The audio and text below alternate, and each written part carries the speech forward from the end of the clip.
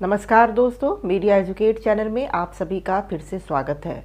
दोस्तों, आज हम मार्शल मैकलुहान के दृष्टिकोण को समझेंगे। हर्बर्ट मार्शल मैकलुहान एक कनाडाई प्रोफेसर थे। इसके साथ साथ वे दार्शनिक और बौद्धिक भी थे। इन्होंने 1960 के दशक में मीडिया संबंधी अध्ययन पर प्रमुख रूप से काम किए। इन्होंने अपनी पुस्तक understanding media the extension of man, जो कि 1964 में प्रकाशित हुई, इसमें कम्युनिकेशन टेक्नोलॉजी डिटर्मिनिज्म थ्योरी को प्रस्तुत किया। इनकी पुस्तक the medium is the message भी काफ़ी चर्चित है। इनका प्रसिद्ध वाक्य माध्यम ही संदेश का प्रयोग आज भी किया जाता है।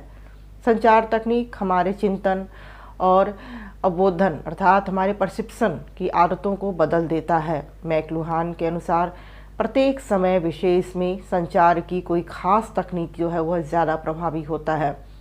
अगर माध्यम न हो तो संदेश का कोई मतलब नहीं रह जाता। किसी संदेश का क्या असर होगा यह माध्यम पर निर्भर करता है। इसके अनुसार मीडिया कंटेंट या सामग्री का कोई खास महत्व नहीं होता है। मीडिया का महत्वपूर्ण प्रभाव उसके स्वरूप के कारण होता है, न कि उसके कंटेंट के कारण।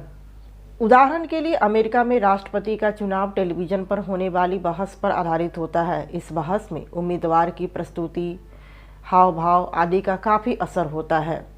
इसमें मतदाताओं के विचारों को प्रभावित करने का काम प्रमुख रूप से मीडिया करता है। माध्यम ही संदेश है, क्योंकि माध्यम पर निर्भर करता है कि किसी संदेश का विस्तार किस मात्रा में, किन लोगों तक और किस रूपों में होगा।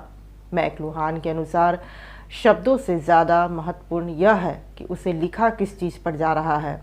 जब हस्तलेखन विधि था तो लोग अपने विचारों को लिपिबद्ध या उसका लेखन हाथों से कलात्मक तरीके से करते थे। मुद्रित माध्यमों का विकास होने से लोग विचारों को कलात्मक ढंग से छापने लगे।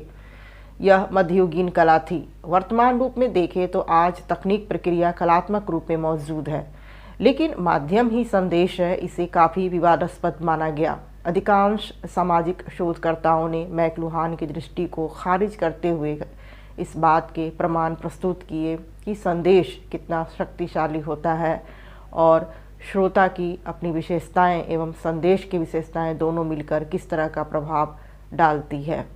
आलोचकों के अनुसार माध्यम की तुलना में संदेश ज़्यादा प्रभावित होता है, इसलिए संदेश को महत्वपूर्ण मानने वाले लोग बेहतर संदेश रचना को जो है वो प्राथमिकता देते हैं।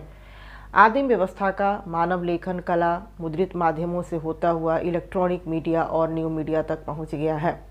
विश्व एक ग्लोबल विलेज में परिवर्तित हो गया है। मार्शल मैकलुहान ने वर्ष 1964 में कनेडियन आर्थिक इतिहासकार H.M. आइनिस के सिद्धांत को आगे बढ़ाया। H.M. आइनिस ने द्वितीय विश्व युद्ध के बाद वर्ष 1950-51 में टोरंटो स्कूल की स्थापना की। इन्होंने बताया कि प्राचीन सभ्यताओं में संचार के विभिन्न तकनीक में परिवर्तनों के विकास का असर पूरी सभ्यता पर पड़ा।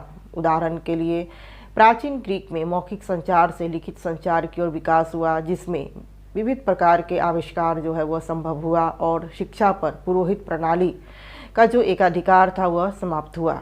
इसी तरह जब प्रिंटिंग टेक्नोलॉजी का विकास हुआ तो उसने नौकरशाही एवं एकाधिकारी सत्ता को चुनौती दी और नागरिक स्वतंत्रता की अवधारणा को मजबूती दी। मार्शल मैकलुहान ने इस सिद्धांत को प्रमुख रूप से प्रिंटिंग मीडिया के क्षेत्र में जो है वो विकसित किया। प्रिंटिंग माध्यमों के संबंध में उन्होंने लिखा कि टाइपोग्राफ के विस्तार ने मनुष्य को राष्ट्रीयता, उद्योगवाद, व्यापार बाजार और व्यापक शिक्षा जो है वो प्रदान की है। इस प्रकार मार्शल मैकलुहान संचार की विषय वस्तु के बजाय वे प्रक्रिया पर ज़्यादा जोर देते हैं। इनके अनुसार हर नया माध्यम अनुभवों, पुरानी सीमाओं को तोड़ता है और नए परिवर्तन का रास्ता खोलता है। जिस तरह कार्ल मार्क्स आर्थिक तत्वों को सामाजिक परिवर्तन का मुख्य बुनियादी आधार मानते हैं, उसी तरह मैकलुहान ने संचार माध्यमों को सामाजिक परिवर्तन का बुनियादी आधार माना। तो इस प्रकार दोस्तों, आपने मार्शल मैकलुहान के दृष्टिकोण को जाना। अगले वीडियो में हम फिर से एक नए विषय के साथ हाजिर होंगे। तब तक हमें आज्ञा दीजिए। वीडियो को लाइक कीजिए और सब्सक्राइब भी कीजिए। धन्यवाद।